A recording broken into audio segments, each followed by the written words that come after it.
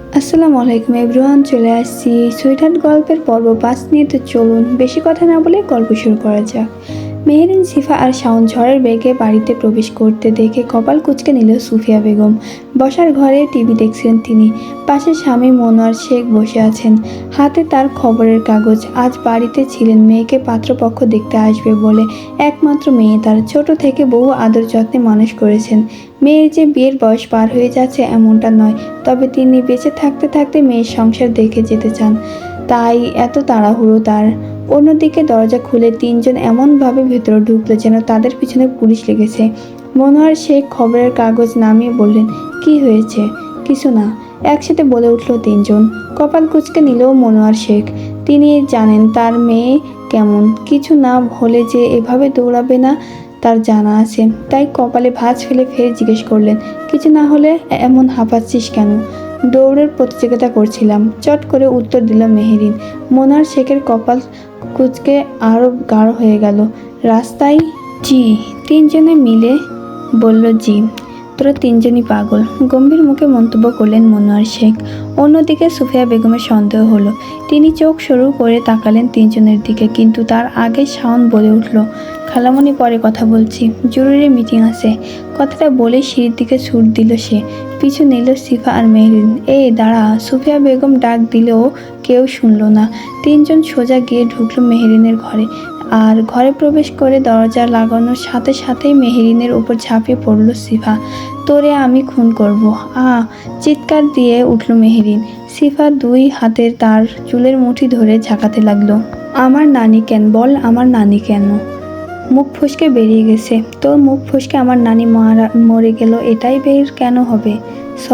Sorry তোর মাথা। চুল ছাড়, টাক হয়ে যাব আমি। টাকই করব।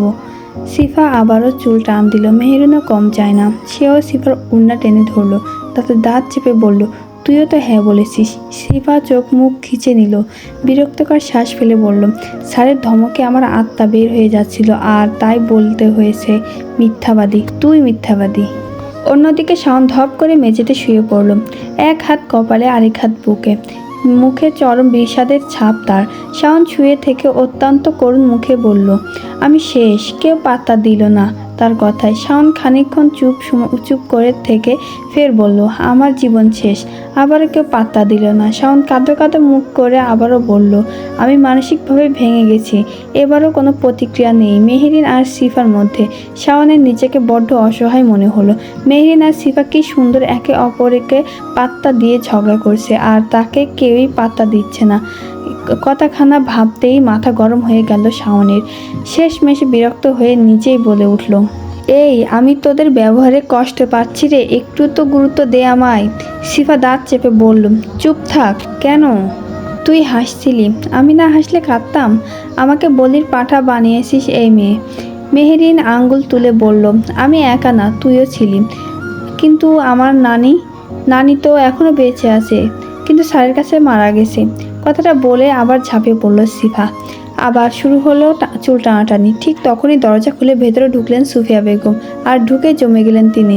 তার সামনে যা দৃশ্য, তাতে শাওন মেঝেতে গড়াগড়ি খাচ্ছে, সিফা মেহরিনের চুল ধরে টানছে, মেহরিন সিফার হাত ছাড়ানোর চেষ্টা করছে। বালিশ, ওড়না, চিরুনি সব ছড়িয়ে ছিটিয়ে আছে পুরো ঘরে। কয়েক সেকেন্ড বোবা হয়ে দাঁড়িয়ে রইলেন সুফিয়া বেগম, অতঃপর চোখ মুখ খিচে গর্জে উঠলেন, এই ঘরে কি হচ্ছে?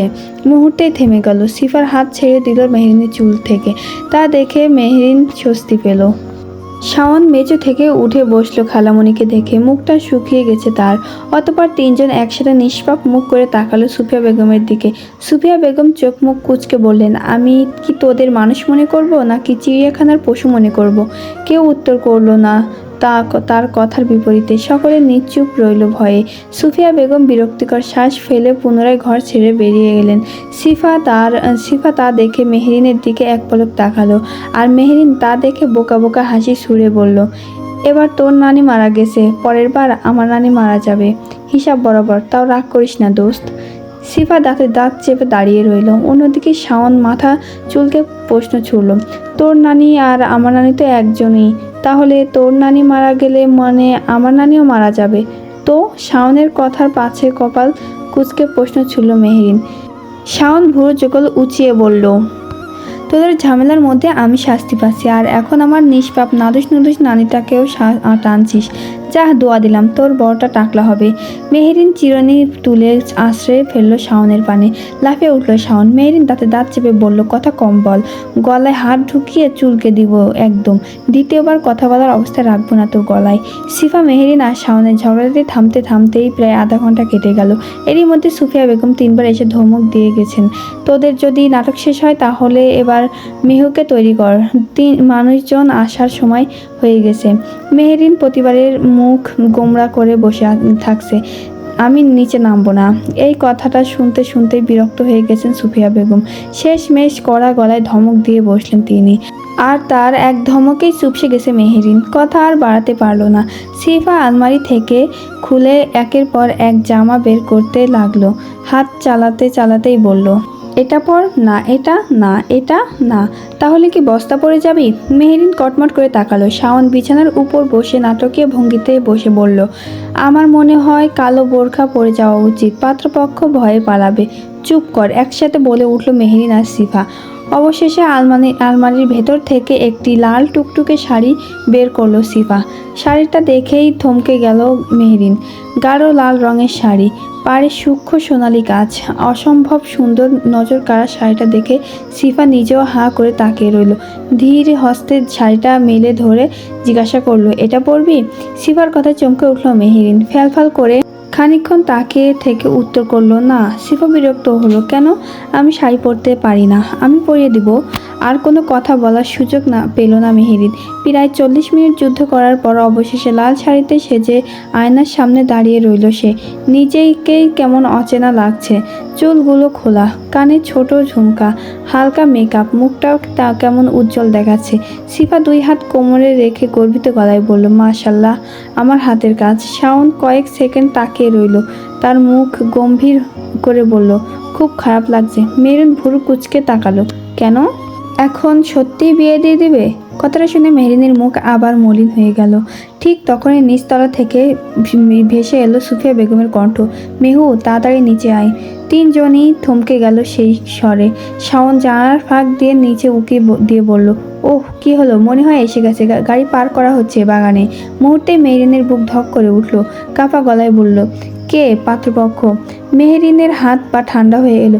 সত্যি এসেছে এত তাড়াতাড়ি? সে ধীরে ধীরে জানালার কাছে গিয়ে নিচে তাকালো।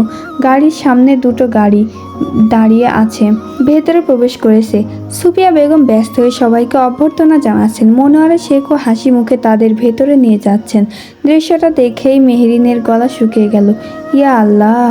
সিফা তার কাঁধে হাত রাখলো। ভয় পাচ্ছিস? পালাবি? মুহূর্তে আশার আলো জ্বলে উঠল মেহেরিনের চোখে। কিন্তু ঠিক তখনই দরজা খুলে ভেতরে ঢুকলেন সুফিয়া বেগম। সবার দিকে কড়া চোখে তাকিয়ে বললেন, কেউ পালানোর চিন্তা করবি না, বিশেষ করে তুই মেহু। মেহেরিন থতমত খেয়ে গেল। আমি তো কিছু বলিনি, তোর চোখ মুখ দেখে বুঝতে পারছি আমি। সিফার মুখ চেপে হাসতে লাগলো। সুফিয়া বেগম এগিয়ে এসে মেয়ের আঁচলটা ঠিক করে দিলেন।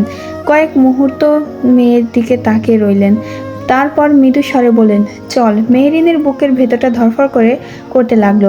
সিঁড়ির দিকে পা বাড়াতেই মনে হলো তাকে যেন ফাঁসির মঞ্চে নিয়ে যাওয়া হচ্ছে। পাত্রপক্ষের সামনে বসিয়ে দেওয়া হলো মেহেরিনকে। মেহেরিন নমনীয় ভঙ্গিতে সকলকে সালাম দিল। অতিথিগণ সালামের উত্তর দিয়ে মেহেরিনের প্রশংসায় পঞ্চমুখ হয়ে পড়লেন। বাহ, মেয়ে তো ভারী মিষ্টি। তা তোমার নাম কি মা? মেহেরিন শুকনো ঢোক গিলে ধীর গলায় বলল, জি, মেহেরিন তাসনিম। বাহ বাহ, সুন্দর নাম। লোকটা পান চিবোতে বলে উঠল। মেহেরিন সেদিকে এক পলক তাকে মাথা নুইয়ে নিল। সিফা তার পাশে কাঁধে হাত রেখে দাঁড়িয়ে। শাওন বিষণ্ণ মুখে দাঁড়িয়ে আছে। মনোয়ারা শেখ ভালো মন্দ আলাপ করছেন অতিথিদের সাথে। এরই মধ্যে মেহেরিন নিজের অস্বস্তিকে দূরে ঠেলে পাত্রকে দেখার জন্য ছটপট করতে লাগলো। পাত্র কেমন সুপুরুষ তা দেখতে হবে না? সে তো আর যাকে তাকে বিয়ে করতে পারবে না। মেহেরিন সিফার পানে এক পলক তাকিয়ে সামনের দিকে তাকালো। ভালোভাবে সব পর্যবেক্ষণ করতেই কপাল কুঁচকে গেল তার। এখানে মোট 3জন মানুষ, একজন ভদ্রমহিলা, মনে হয় পাত্রের মা। আসার পর থেকেই মেহেরিনকে ভালোভাবে দেখে যাচ্ছেন তিনি। আর বাকি দুজন পুরুষ। একজন পুরুষের বয়স 50 হবে, সে তো পাত্র নয়। তাহলে কি এই ভুঁড়িওয়ালা লোকটা? মেহেরিনের চোখ বড় বড় করে নিল পুরুষটিকে দেখে। তাতেই সে মৃদু হাসলো, মাথায় হালকা টাক। লোকটার বেশ মোটাসোটা, বয়স কম করে হলেও 30 হবে। এর সাথে কি তার বিয়ে ঠিক করেছে তার বাবা মা? মেহেরিনের মাথা ঘুরে উঠল কথাখানা ভাবতে গিয়ে। চোখের ইশারায় মাকে কাছে ডেকে ডাকলেন সে। সুফিয়া বেগম বিরক্তকর শ্বাস ফেলে পাশে দাঁড়িয়ে চোখের ইশারা জানতে চাইলেন কি হয়েছে। মেহেরিন ফিসফিস করে আওড়ালো, মা, এই লোকটার পেট মোটা, তার মানে সে ঘুষখোর। আমি কোনো ঘুষখোরকে বিয়ে করব না। মা, তুমি আলোচনা এখানেই থামাও। চোখ মুখ খিচে নিল সুফিয়া বেগম। আস্তাগফিরুল্লাহ, উনি পাত্রর মামা। ভরকে গেল মেহেরিন। পাশ থেকে খিলখিল করে হেসে উঠল মেহেরিনের কাণ্ডে। অন্যদিকে সুফিয়া বেগম তার দাঁতের দাঁত চেপে সহ্য করলেন সব কিছু। তাহলে পাত্র কোথায় আন্টি? আর তার নামই বা কি? শিফার কথায় সুফিয়া বেগম শান্ত গলায় বললেন, পাত্র দেশে নেই, ফিরলে দেখতে পাবি। আপাতত আমরা দুই পরিবারের কথাবার্তার মাধ্যমে সব কিছু গুছিয়ে রাখছি। পাত্র ফিরলে পাকাপাকি কথা হবে। দেখি আমার বৌমাকে। সুফিয়া বেগমের কথা বলার মাঝখানে কথাটা বলতে বলতে ভদ্রমহিলা এগিয়ে এলেন। মেহেরিনের পাশে বসতেই সে মৃদু হাসল। ভদ্রমহিলা মেহেরিনের মাথায় হাত বুলিয়ে হেসে বললেন, আমার বাবুর সাথে বেশ ভালো মানাবে কিন্তু তোমায়। কথাটা শুনেই ফিক করে হেসে দিল মেহেরিন। অন্যদিকে কপাল কুঁচকে নিল ভদ্রমহিলা। তিনি বুঝে উঠতে পারলেন না মেহেরিন হাসছে কেন। সিফা নিজে ও মুখ চেপে হাসির সংবরণ করার চেষ্টা চালাচ্ছে। সুফিয়া বেগম মেয়ের কাণ্ডে তীব্র বিরক্ত অনুভব করলেন। উপস্থিতি সকলের মুখ চাওয়াচাওয়ি করলেও মেহেরিনের হাসি থামল না। বরং সে মুখ চেপে ভদ্রমহিলাকে বললেন, বাবু, বয়স কত আপনার বাবুর? কিন্ডারগার্টেনে পড়ে নাকি? ভদ্রমহিলা বুঝলেন মেহেরিন তার ডাকে তাচ্ছিল্য করছেন। তিনি মুখ ফিরিয়ে নিলেন। সুফিয়া বেগম কপাল চাপাতে চাপাতে বললেন, কোন অলক্ষণকে জন্ম দিলাম কে জানে, জীবনটা তেজপাতা বানায় দিছে। নিচ থেকে সদ্য ওপরে এসে বিছানায় বসছে মেহেরিন। বড্ড ক্লান্ত লাগছে তার। শাড়ি সহ সাজগোজ খুলে ফ্রেশ হবে বলে নিচ থেকে উপরে এলো। এরই মধ্যে ফোনে টিং করে আওয়াজ হলো। বিরক্ত হলো মেহেরিন। অলস ভঙ্গিতে ফোনখানা হাতে নিতেই জমে গেল মেয়েটা। আদ্রিয়ান মেসেজ জল করছে স্ক্রিনে, যেখানে সুস্পষ্ট লেখা, হেই সুইটহার্ট, কি করো? মেহেরিনের মনে হলো আজকের দিনে ঘটা সকল কাণ্ড। ভয় হলো তার। শুকনো ঢোক গিলে ফোনের পানে তাকিয়ে রইল। তখনই আবারও একটা মেসেজ এলো, যেখানে লেখা, আমার জানটা রিপ্লাই করছে না কেন? মেসেজটা দেখেই প্রচণ্ড ক্রোধান্বিত হলো মেহেরিন। আদ্রিয়ান নামক পুরুষটি যে সুযোগে সদ্ব্যবহার করছে তা বুঝতে আর বাকি রইল না। মেহেরিনের চোখ মুখ কুঁচকে গেল। নিজের ভয়কে একপাশে ঠেলে লিখল, আপনার জানটা সিগারেট খাবেন? ওপাশ থেকে অবাক হয়ে ইমোজি এলো। অতপর লেখা, ওমা, ছি সুইটহার্ট, ছি, আমার সম্পত্তিতে তুমি সিগারেট ঠেসে ধরেছ। যেখানে আমি ঠাসিয়ে চুমু খাওয়ার জন্য অপেক্ষা করছি, সেখানে তুমি সিগারেট ঠেসে বসে আছো। This is not fair sweetheart, not fair. ভরকে গেল মেহেরিন। আদ্রিয়ানের মতো একজন সুপুরুষ কি করে এমন একটা কথা বলতে পারে ভেবেই ভীষণ অবাক হলো সে। সাথে রাগের ইমোজি দিয়ে লিখল, বিশ্বাস করুন আমি ভণ্ড দেখেছি, তবে আপনার মতো মারাত্মক লেভেলের ভণ্ড আমি আমার জীবনেও দেখিনি। দেখব কি করে, আমি তো পৃথিবীতে এক পিসি। মেহেরিন কাঁদো কাঁদো মুখে ফের মেসেজ পাঠালো, মনে হচ্ছে আপনাকে বিষ খাইয়ে আমি মারা যাই। তৎক্ষণাৎ উত্তর এলো না ওপাশ থেকে। মেহেরিন কয়েক সেকেন্ড ফোনের পানে তাকিয়ে থেকে বিরক্ত হলো। বিছানা ছাড়তেই তৎক্ষণাৎ আবারও রিপ্লাই এলো। মেহেরিন ফোন তুলে নিতেই দেখলো, এত ভালোবাসো আমাকে যে তো আমাকে বিষ খাইয়ে নিজে মরতে চাইছো? বাট জান, ভালোবাসি তোমায়। কি করে মরতে দেই আমার ভালোবাসাকে? তুমি বরং আমাকে না নিজে বিষ খাওয়ার, আমি মরে যাই। তোমার মৃত্যু দেখার ক্ষমতা আমার নেই সুইটহার্ট, সত্যিই নেই। মেহেরিন তা দেখে দাঁতে দাঁত চেপে বলল, বান্দির পুত।